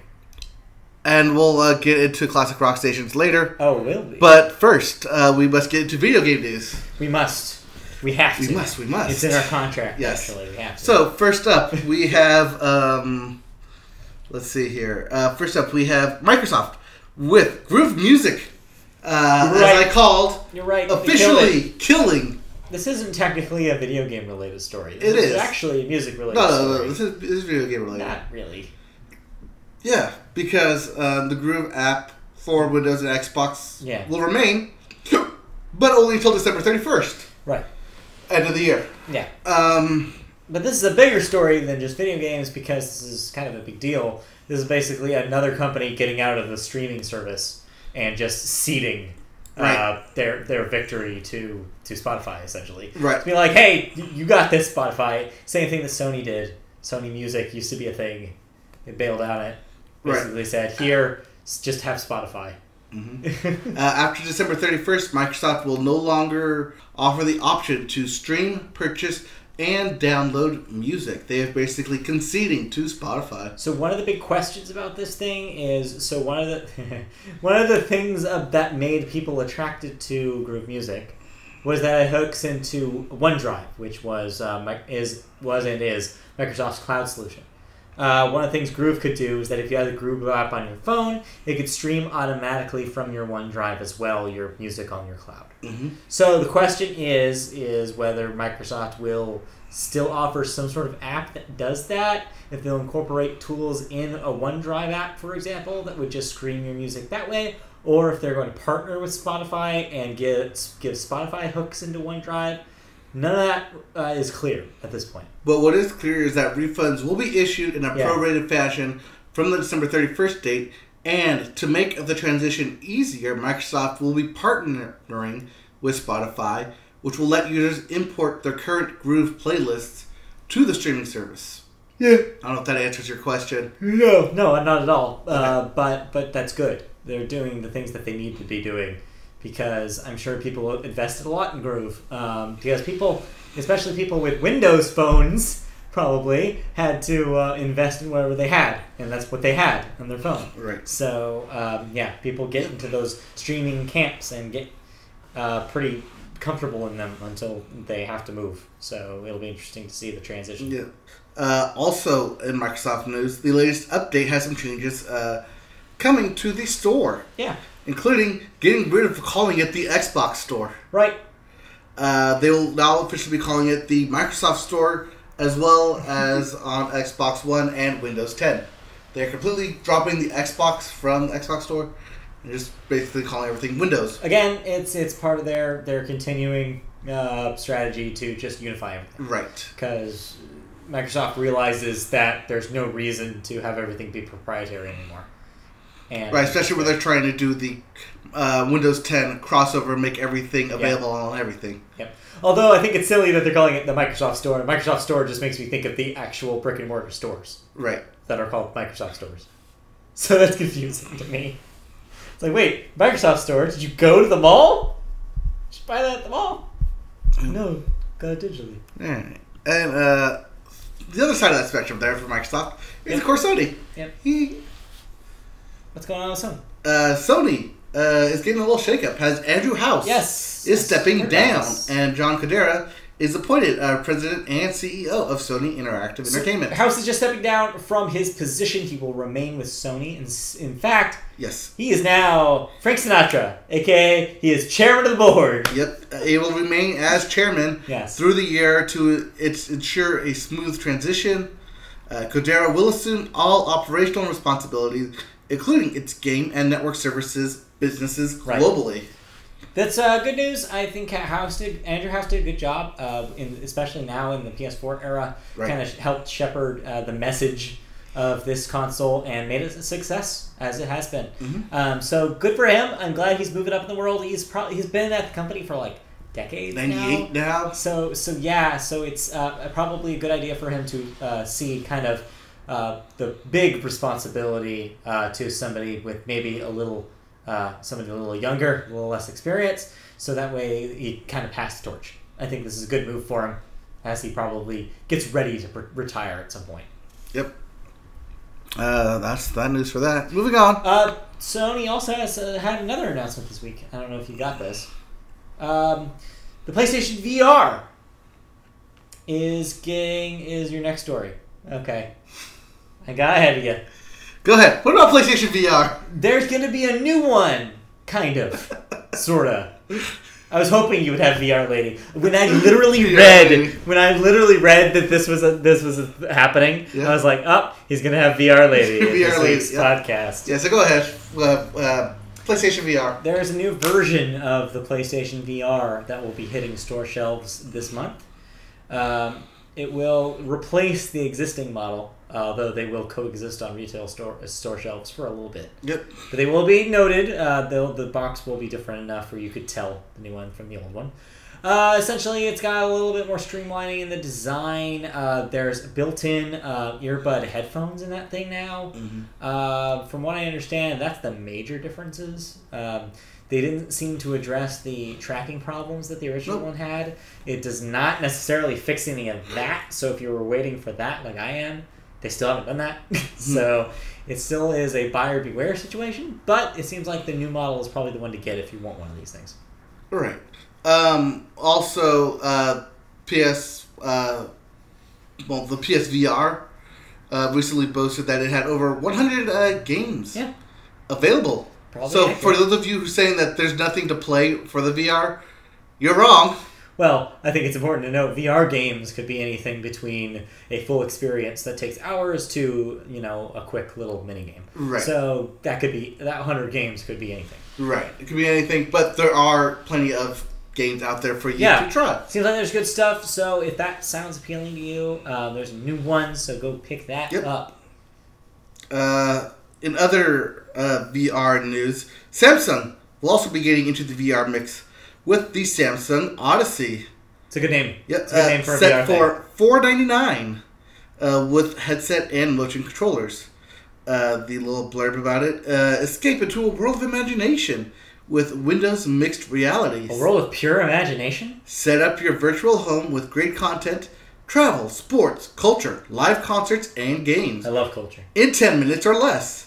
All you need is a headset and compatible Windows PC.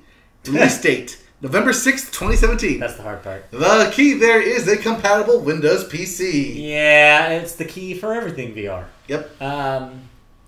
Yeah, I mean, good for getting in before the holidays. Yep, and also note that this is, of course, different from that Galaxy VR, which is basically your VR. Yeah, Galaxy Gear VR, which is basically just your phone in front of your face. Yeah, this is them getting into the same realm that the Vive and the Rift are. Right. This is they're trying to make an entry in that. I think it's smart for them to wait another year after those two to get the technology really mastered. Right, but their price point is still above. Yeah. Both of those because they recently dropped to $350. I hope that means that the technology is also above those two because the good thing about competition is that the companies will challenge each other. Right. So I would like to see the Samsung product be better, so that way the Rift and the Vive improve and maybe even get price cuts as a response. Right. Like, this is good. This is good things that are happening. All right. The press release did release. The press release. The press release did have the statistics on it. Yeah. Like the screen resolution and the power and all that. I didn't put it down because I didn't bother with. I was lazy. Moving on. Fair enough. Moving on to a new game that came out today. Okay. This is Stranger Things. What? Yes. Netflix is publishing Stranger Things, the game. Okay. It is a mobile retro title designed to invoke the likes of Zelda and the likeness of an SNES-style graphics. Got it. Explore the city of Hawkins as well as the Upside Down and solve the various puzzles of Stranger Things using different characters that have different abilities. The game. I love using different characters that have different abilities. Yes, the game is already released on both iOS and Google Play Store and is completely free to play with no extra purchases. Cool. Okay. So if you're a fan of Stranger Things and can't wait for Season 2 to come out at the end of this month. I thought you were going to say I can't afford real games. Buy this. Yes, this is free. If you're super into Stranger Things, this is available for you to go buy. I didn't know that existed. Neither did I until I saw that it was one of the featured stories. Well, what do you know? Because it got released today for free. Like, literally today, like at 2 a.m. Cool. I saw the post go up. Or at least that's what it was timestamped. All right. And lastly, more bits. More bits. Yes. Red Dead Redemption 2 gets a second trailer. Yeah. And it basically confirms all the conspiracy theories we were thinking of. Right. This will be a prequel. This will involve a mass genocide. This will involve a lot of killing. And yeah. Because there's no way you can make it a legit sequel going forward with that game. No, there's no way to continue that story. Right, you can only go backwards. Right, so it looks alright. Yeah. I don't know, it's still too early. Rockstar games, they're only done when they're finally done. And so who knows about this thing. Also got delayed again. Yep. That is not coming out this year, of course. That's coming out next year, but probably late next year. So don't get your... hold your horses. Yeah, there you go. Thank you. Took the word out of my mouth. Get a Western pun in there. Yes. I was recently asked if I was excited for this game. Yeah. I said I have no interest because I didn't play the first one. I do not play GTA games, and I have no interest in it. I tried playing. I have it over there, I think. Yeah. I tried playing Red Dead Redemption. I played the first hour of Red Dead Redemption, and it did not grab me at all. Yeah, I also tried the first hour, but it was just a lot of riding on horseback, and I just got bored. Yeah, from my understanding is you need to get past that initial feeling, because I feel like, from what I understand, is that's normal. Yeah. You just need to keep going. But I just didn't have the time at the time, nor do I have the time now to invest into something like that. So maybe someday, but not anytime soon. So we will probably not be playing that sequel when it comes out, but who knows where we'll be in the far-off world of 2019. Or 2018. 2018. So who knows? Yeah. Maybe we'll be completely... Meanwhile, it's 2017, and Cuphead has been released. Yeah, Cuphead came out. Yep, it has sold over 100,000 copies on Steam. People like that thing, but damn, it doesn't look hard. Yes, people have complained that they like it, but it is hard as hell. And they think that it is a well-done hard. Yeah. Seems like people agree it's a retro kind of hard. It's a fair kind of hard. Yes. Where you know that it's you messing up. It's not the game being cheap. Right. Which is good for people who like that kind of thing. I'm just a weakling when it comes to difficulty in games. So I will be staying away from it because I don't want to break any controllers. So, yeah, don't let me near a Cuphead because that would be bad. A Cuphead? Just one. Right. Yeah, let's just say I tried Super Meat Boy once and it was bad. Yeah. I had a bad time. So I will also have a bad time with this. Yep. Also, we have WWE 2K18 has come out saying they will not have any paid microtransactions. So good for you. Well, also, that's interesting considering the backlash right now that games like Forza 7 are getting. Yeah. Which is all about its frickin' pay to play, pay to play schemes. It's loot boxes and it's sneaky tokens. And right. Stuff like that. Same with Destiny 2 and same with Call of Duty. Everyone is against microtransactions, yet they keep buying their games. They will not go away. Yeah. I'm going to tell you guys right now. You can complain. Sure, yes, some developers are listening to you. But don't think that you complaining is going to get removed from games. No, it is here to stay because it is making developers millions of dollars. Let's put it this way. The microtransactions are not necessarily geared towards you. No. They're geared for a specific player who will spend all their money on it, which is where they will make all their money. For the whales. Yes. Whales! It's one of my favorite terms. Also, terrible. Just look at GTA 5. Yeah. That thing is surviving on microtransactions. The online mode is making them more money than they've ever seen. And, yeah, it's the reason why they can make Red Dead at such a leisurely pace is because they're being funded. Yep. Casually funded constantly. Yeah. Constantly. And they really don't want to take anybody away from their cash cow by putting out a new game that will drive people away. Yep. So, this is just a sign of the times. But that's interesting for a game to be coming out and being saying, we're not going to do that. That's good. Yep. Also in the bits, Stardew Valley coming to the Nintendo Switch on October 5th. That's a farming / life simulator game. Yep. That was out on PC and I think on PS4 last year. Yeah, it will retail for $14.99, $14. That's good. That's a good price from what I understand about that thing. Yep. And lastly, Gravity Rush 2 Yeah. will shut down its online service this January, following 1 year after its release. Yeah, that's fast. Yeah. That's kind of fast. But yeah, so I think this is officially marked the end of the Gravity Rush people. Probably. They'll move on to other projects. Oh, yeah. That's a major Sony studio, so that's a big Sony Japan title. Right. Anything else? No, do you have anything else for the bits? I'm trying to think for video games. Shadow of Mordor comes out on Tuesday. We will be playing that. You will probably be playing that. I will try and Redbox it if I can't. I'm pretty sure I'll be able to get a copy somewhere. Yeah, figure it out. Yeah, that's one of those games where I don't want to buy it because I'm just going to run through it real quick. One of the free games for PS4 is Metal Gear Solid 5. I don't know if we mentioned that. We mentioned that last week. We mentioned all of them. You played a little bit of that Oxenfree. I played like an hour and a half of Oxenfree, but I haven't finished it. And also, it's kind of an old game. Okay. We don't need to talk about it. All right. Also, there is a new episode of the Life is Strange. Yeah, so if you are already in the new, the Before the Storm. Yes. Life is Strange prequel. Episode 2 is out. Episode 2 is out, so go catch up on that. Go catch up on the adventures of Chloe. I think that's probably it for video games. Yeah, that's what I got. Moving on to music. And Matt, bring up our billboards. Well, I'm supposed to be reading things, not just doing music. So, your Billboard charts, your Hot 100 didn't move a lot this week. Number 1 song in the country is still Bodak Yellow, Money Moves by Cardi B. Number 2 is Rockstar by Post Malone featuring 21 Savage. Number 3, Look What You Made Me Do by Taylor Swift. Number 4, 1-800-273-8255 by Logic featuring Alessia Cara and Khalid. And number 5, Despacito. Your album list, your number 1 album this week debuting at the number 1 spot is Wonderful Wonderful by The Killers. Hey! Which I talked about last week. That's very wonderful. Yeah, for them.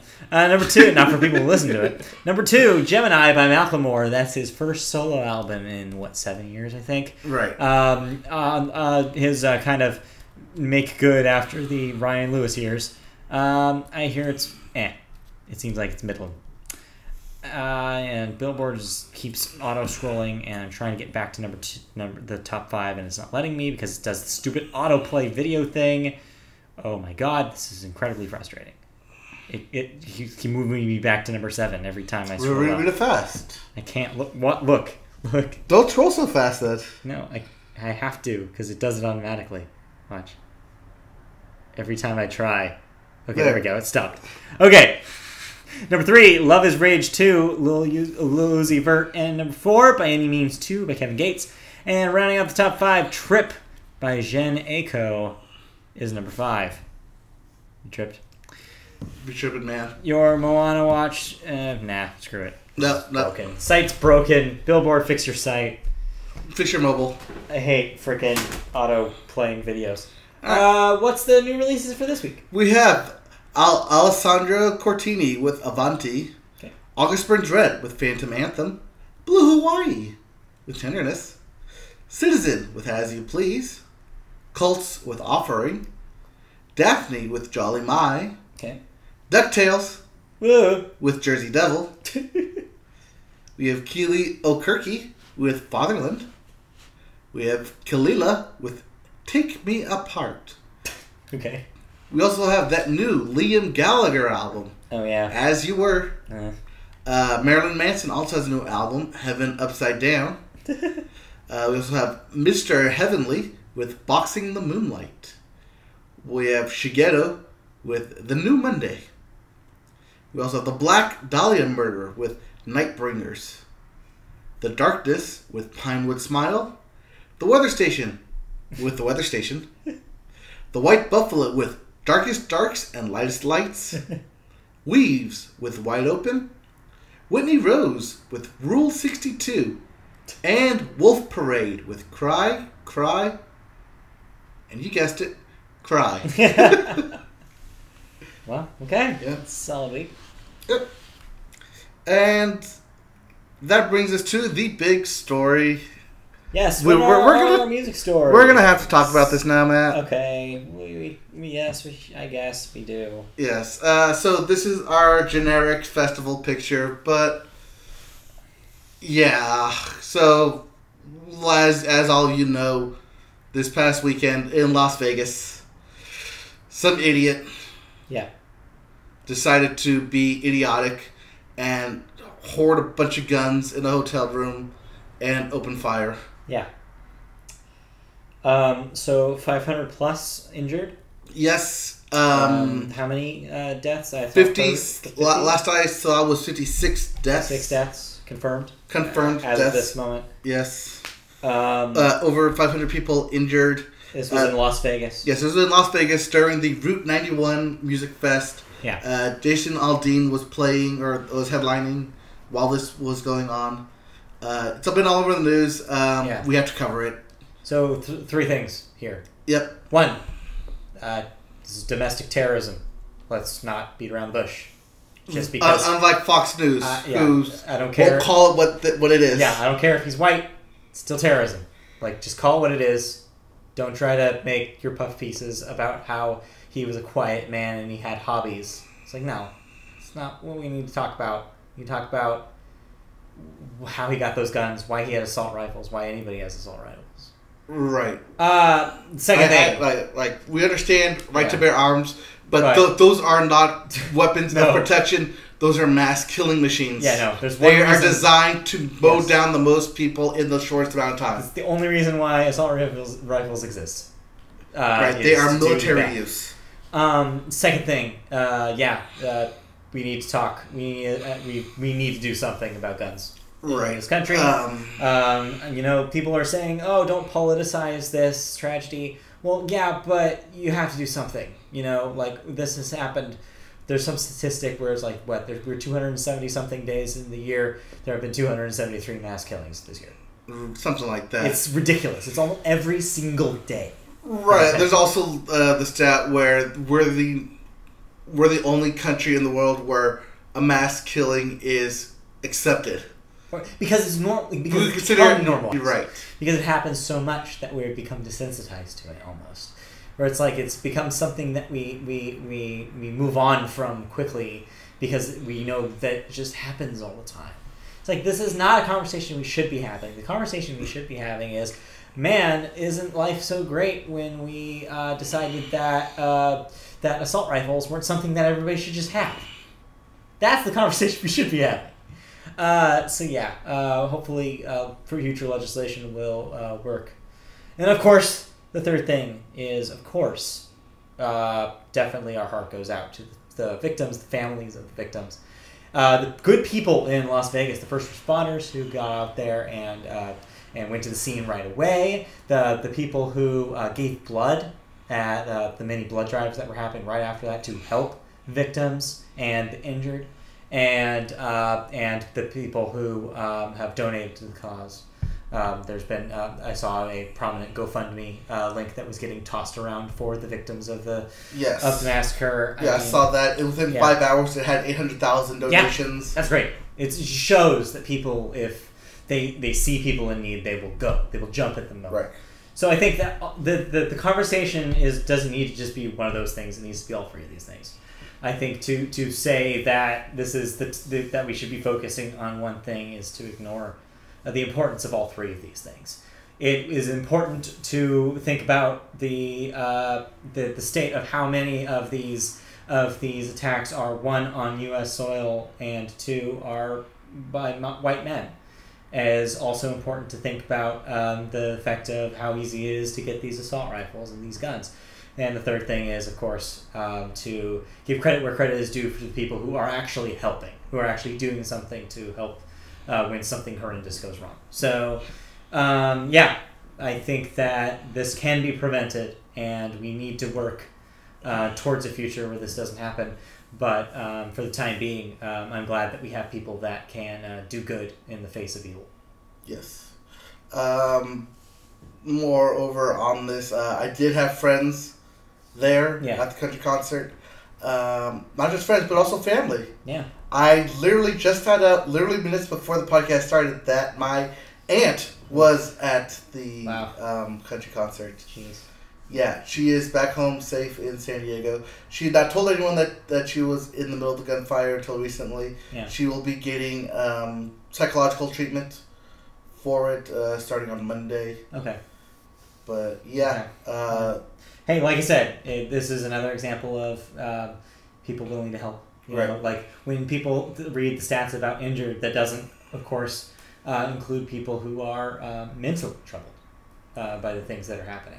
Right. And I think that's just as important in a lot of ways. Right. My mom was telling me that my aunt had to climb a fence in order to get to safety. Oh, yeah. That as she was running away, she happened to go into the one place where the police and medical trauma just happened to be in order to get taken care of. So yeah, that stuff is something I'm sure she needs to talk through. Right. Because that's not stuff that's easy to take. Right, because it's not something that you're expecting. No. Ever. Especially at a country festival. Right. So that is probably our opportunity to talk about the other side of this, which we kind of brought up in the last story about this, about the woman fired. So yeah, its relationship to country music. This was a country music festival. Yes. And the only reason why this is notable is because, like I said earlier in the podcast, there's a traditional association with fans of country music, with the country music industry, and guns, especially hunting, and the culture of this rural South. Right, but even which in involves hunting, a lot of hunting. Right, but even in gun hunting, most rifles are single bullet rifles. Right, because they're designed for one shot. Because if you miss, then obviously the animal is aware, they're scared, they're going to run away. So I'm not saying specifically assault rifles here. I'm just saying the association with guns. Oh, yes. There is an association with the genre. Right, and like a National Rifle Association. Yes, turns out. I think that this is an opportunity for people in the country music community to do something about this. I think that this is a good opportunity for artists that are prominent in the scene to say things. And get this is an interesting follow-up, and the one positive of this story that I saw coming out of this on Twitter. You're going to gasp. Taylor Swift made a statement. Weren't you just saying how Taylor Swift doesn't make statements? I was. This is why this is a big deal. You were literally just saying that like 2 weeks ago. Taylor Swift's Twitter feed on Monday actually posted and said that made a statement about the victims of the shooting, and said it was a deplorable act. Not in so many words. I don't know the exact quote, but yeah. So Taylor, or whoever is writing Taylor's tweets, good on you. You realize that you are part of a larger community.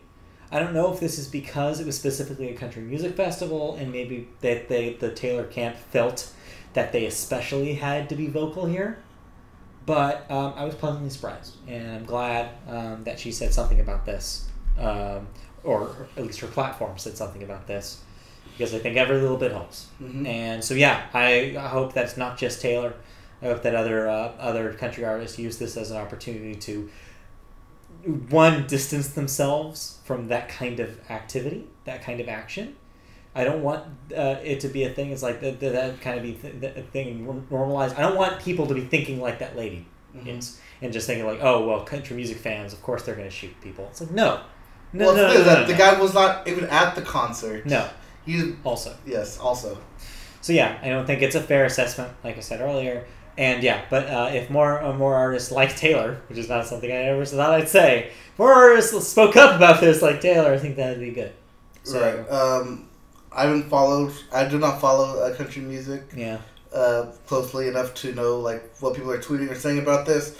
I would ask Kristen, but I don't think she follows that kind of thing. Well, she's also not here. She's out. Also true, but yeah, also she seems when I brought it up before, she seems to try to stay out of politics. Oh yeah, which is unfortunate. But yeah, other than that, it'd be interesting to get a perspective of somebody who's following that scene. But yeah, it's definitely sad, but I definitely think that it's a fixable problem and something we need to work on.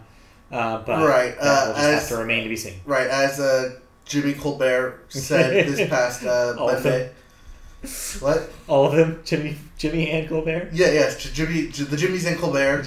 All of them made statements regarding this, and the one thing I got out of it was that the one thing you shouldn't do is do nothing. Right, yes, definitely. Right. Don't make this go away. Make this a precedent. I mean, there's even a bill going around currently in Congress about silencers and how they should or should not be purchased. And that is super dangerous. One of the things that was going around the internet was that it was the gun shops that actually were the thing that made a lot of people realize they needed to run to safety. Right. And so if, for example, if the shooter had a silencer on his gun, none of them would have known, and even more people would have been even more in danger. So that's a dangerous little thing, that thing. And it could cause problems if not kind of nipped in the bud now. So, call your, the usual spiel. Call your reps if you have their number, especially if you know that they vote for that kind of thing. Here in California, we don't really have to worry about it, but there are states out there that I'm sure you need to be on those phones if you want change to happen. So do that. Work with your friends, go to protests, do what you need to do. Do what you can. Donate blood if you can. There's always a need for blood. Donate money if you can, of course, if your budget allows. The usual. Yeah. All right, I think we've exhausted this podcast. Yeah. We're almost done here. Okay. So I remember how you mentioned Tom Petty and him being classic rock? Yeah. Yeah. Classic rock's going away. Sort of. Sort of. It is in maybe not so many words. Yeah. But as I've written down here, is there any room left for classic rock on the radio? As the LA radio station, The Sound, 100.3 The Sound, which only plays classic rock, a.k.a. your parents used to jam out to. Well, okay, we should be a little bit more specific here. Yes. The term classic rock traditionally, note I say traditionally here, refers to rock, album-oriented rock from the 70s and 80s. And sometimes 60s. Yeah, depending. Yeah. The big bands. But mostly the 70s and the 80s. Yeah, mostly. That is what's traditionally referred to as classic rock. Okay, now go on. Right. It's key. So like we said, that station, The Sound, will be changing into a Christian radio station, K-Love. Yes, this news comes right after Entercom, the parent company of The Sound, announced that it was completing a merger deal with CBS Radio. They have given a 30-day notice to The Sound, so if you want to get your classic jam on and you're in the LA area, this will be your last chance. Because as of, I guess, the end of October, roughly, it will be going away. Yeah. And this just brings up a point of, are we losing out on this music, or does streaming basically fill that gap? And that's kind of the tricky answer to that question in 2017 is, who is listening to the radio? Well, not only that, but without the radio, who's finding either new music or classic music? It's literally everywhere. Right. You don't need to listen to the radio for it anymore. It's at your fingertips. Even if it's not streaming on Spotify, you can YouTube pretty much every song that's ever been recorded. You can even YouTube songs that have not been recorded but played by a band live for a one-time only showing. It's true. And it's there. It's true. So we're at a point where you don't need the radio. That being said, I understand this is an end of an era for a lot of people. Right. And I do not blame people who would be upset by this news, because I know for sure I like the feeling of having a go-to radio station. Of course, I haven't had this feeling in like 10, 15 years, but I remember what it was like to have a radio station that I could go to and enjoy. Do you remember being hooked on that feeling? Yeah. Whoa. I'm high on to live it. There you go. It's a cool feeling, and I'm sure a lot of people had that with the classic rock. That being said, again, classic rock as is such a malleable term at this point. And I mean, you have local channels, in the LA area itself. Actually, it's funny that this was an LA story. The LA area itself also has K Earth 101, which traditionally in the 90s was an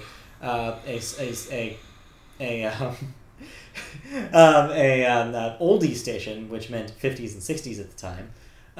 which is now a expanded format that includes 70s, 80s music. So there's even crossover there with what a classic rock station would have played. So who knows what even classic rock means in 2017. Technically, when classic rock stations were popularized, the 70s and the 80s were referred to classic rock because they just happened. Now, the same amount of time would be 90s alternative. Right. Which is insane to think about. So if you want to hear like some Radiohead on your classic rock, then maybe, but it's crazy to think about what even that means. But yes, you're right. I think streaming and YouTube kind of make this null and void, but especially also satellite radio also exists, which has a format for literally like every channel is a different format. Mm-hmm. So yeah, I don't think this is necessarily the death of an entire genre of music. It's just, I'm not saying it's gonna be the death, but I'm just saying that it is possible for this type of genre or this type of decade of music to get lost. No, I don't think so. I don't think it's possible in this era. In fact, it's being less and less likely for any era of music to be lost. Okay. I think the radio, even though it once was a mainstream force in the media, is no longer going to be that. And I think this is just another example of it going slowly into the sunset. All right, and let's slowly wrap up this podcast. Let's do that. Not slowly. Yes. Okay, so we have two more stories before we're done here. Okay. First up is Marilyn Manson. Yep. Who was injured during a concert in New York when a large piece of stage scenery fell on him. Yeah. The prop was held together with metal scaffolding. It was two guns holding up each other, and it fell on him. When you describe that, I imagine two guns holding up each other, like a gun firing at a gun, and it's like a gun holding up a gun. No. There's two guns like this holding up. Got it. Yeah. I know what you mean. Yeah. But yeah, it fell on him as he was climbing it. Apparently, he wasn't supposed to climb on it. Well, yeah, but, clearly. He did anyways. I don't think anyone told him not because to. Because he's Marilyn Manson. Yeah. But when it fell on him, he laid up on the stage for 15 minutes, covered by a white sheet before he was carried out on a stretcher. Jeez. And taken to a hospital. This story does have a silver lining. He did make it. He is pulling through. He is safe. All right. But he has canceled 9 tour dates following the injury. His condition is stabilized, and he is recovering. He was flown from New York to an LA hospital where he's getting treatment. So obviously it's bad that he got hurt, but I do wonder how many people in the audience thought it was part of the act. Yeah, and then I also wonder what Marilyn Manson. Right, and then I also wonder when the panic set in, like when they draped the white sheet over him. Or, again, because you described putting a white sheet over, like, oh wait, that sounds like that would just happen. Like Marilyn. It sounds like that would just be part of his. That would just be a bit of a show. Yeah. So I don't know. All right. And lastly, I'm glad he's recovered. Yes. And lastly, in music news, as we mentioned before, donate blood, donate what you can to Las Vegas Fund. But also, there's still people in Puerto Rico who need our help. Yeah, that's also a thing. Don't be like the president and just say, oh, it doesn't count because it's not as bad as Katrina. No, it still counts. People are still dying. Literally without power. People can't use any... Yeah, people don't have power. People are dying. People are drowning. It's bad. So, yes, definitely give and support the people of Puerto Rico if you can. Yep. One way you can do that is by purchasing a Green Day album. Or a pseudo Green Day album. Okay. Oh, yeah! I heard about this. Yeah. So Green Day released an album of covers on Bandcamp in order to support the victims of Hurricane Maria that hit Puerto Rico. And there's some freaking great people on that thing. The album is titled Earth Day. Yeah. Because, Green Day, Earth Day. Yeah. Yes. Contains 22 of the group's songs being performed by 22 different bands. Uh-huh. This is free to listen to. You can listen to the entire album without donating. Yeah. But it is suggested that you donate at least $1. Right. If not more, if you can. If you can. Yes. The list contains some of the more recognizable songs, as well as some diehard fan songs on there. You know some of these bands? I do know some of these bands. Do you want to read some? Go ahead. No, I don't know them by heart. Oh, no, I don't know. You don't have them written down? No, I don't have them written down. Okay, well, I remember reading some of the names. I was like, oh, this is great. So, yeah. Okay. That sounds like a cool thing. I'm glad they're doing it. Yeah. This was also released on October 1st, a.k.a. when Green Day wakes up. Because, yeah, September ended. Yes. They even made that joke in their little press release that they did for it. That's great. It's like, now that we're up, here's this new album. Now that we're up. Yep. Because they're probably so sick of people making that dumb joke, you included. Yes. Yes, because on September 30th, I made the joke, hey, Green Day, September's ended, get your ass up now. Political writer and social media maven and a Teen Vogue columnist, Lauren Duca, even made a wake Green Day up joke this week. And I was like, really? Even Lauren Duca is making these jokes now. Okay. Yes. Apparently, Green Day will now forever be stuck with this. Yep. I'm pretty sure they realized that a couple of years from now, but every year we shall remind them. Yep. Wake me up when September ends. Yes. Okay. Oh, no. You know what else is ending? Not us, because I have one last story. One last story. Yes. Also dealing with Puerto Rico. Okay. Daddy Yankee has donated $1 million towards hurricane relief aid. Okay. This was because he was born in San Juan and said that his primary goal was to see as many Puerto Rico residents safely under a roof. Mm-hmm. So Daddy Yankee also, even though you don't listen to him, I don't know how he still has $1 million, but he is donating that to the citizens of Puerto Rico. And what are you talking about? Of course he has $1 million. He has like $1 zillion. He's Mr. Despacito. Yeah, no. He has more than that to give away, that's for sure. I know. You would think. You would think. But I don't know. But yeah, so he's doing that. Congratulations. Like we said, continue to help. People everywhere need our help. Continue to donate where you can, when you can, if you can. Because people don't have it all too well around here. And with that we'll finally do it. Yes, we shall. This very long-winded episode of the Media Boat Podcast. We had a lot of things to talk about, and we had a lot of things to say about those things. Yes, we had a lot of thoughts. Yeah, turns out.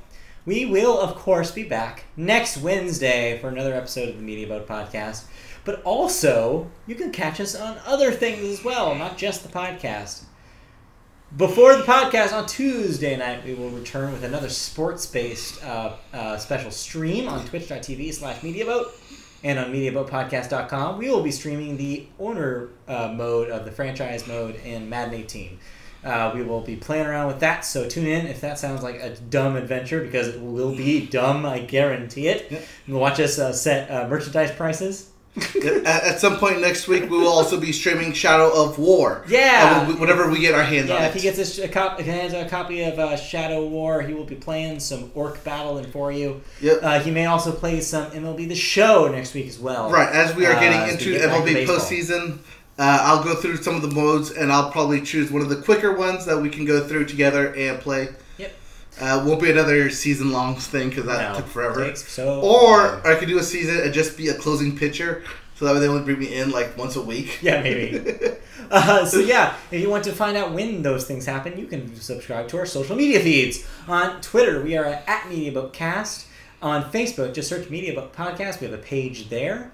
If you want to watch us live on twitch.tv/MediaBoat, you can do that on Tuesday and other days when we tweet. You can watch us live on this podcast on Wednesdays at 8 o'clock p.m. Pacific time on YouTube.com. Just search MediaBoat Podcast there. That's our channel. You can also find us on, you can help us out on Patreon.com. Donate to as little as $1 a month, and you can help us out make this content even better. Of course, we prefer you to donate to the things we told you earlier in the podcast, but if you have some extra money left over, donate to us, and we'll put that money to good use with more beautiful content just like this. If you want to see where our beautiful content lives, that's MediaBoatPodcast.com. We have features going up every single day, almost.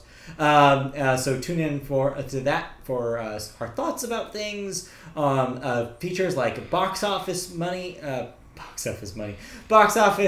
every Tuesday, and new releases every Friday. So go to MediaBoatPodcast.com for all that and more, and that will finally do it. Yep. All right. For the Media Boat podcast this week. Yep. All right, and that will do it for us. I've been Mike. He's been Matt. This is Media Boat podcast. Thank you all for tuning in. We're slowly approaching 100 episodes. Almost there. So when we get there, we will definitely make a big deal about it. Maybe have some special musical guests come in and play. No.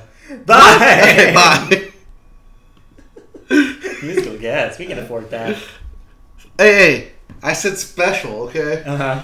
They don't know who they are. No one knows who they are. Even we don't know who they are. Anyways, if you've been wondering why I've been wearing the LA King shirt, today is, of course, the official start of the NHL hockey season. Hockey season done. Yep, we've been watching some hockey going on as well as the MLB playoffs. Yeah. Instead of the usual dumb movie that we watched while this is going on. Way more entertaining. Yeah. With that being said... seriously, I don't know why this hockey game has been so aggressive. It's the first game of the season and they're going so insane right now. Well, it's the first time they get to hit someone else besides their own teammates. Yeah, maybe. Yes. I mean, aside from the preseason. So, we'll see you guys next on Tuesday or Wednesday. Yep. No one's been watching. Nobody's been commenting. It's okay. Please, guys, comment. Join us live and comment. Yes. We will interact with you during these live streams. That's true. Don't forget, every Wednesday, 8 p.m., we are here. We are live. We are here for you. And sometimes it's for us. Mainly it's for us. But we're also here for you. So, we'll see you guys next time. All right. Bye. Bye.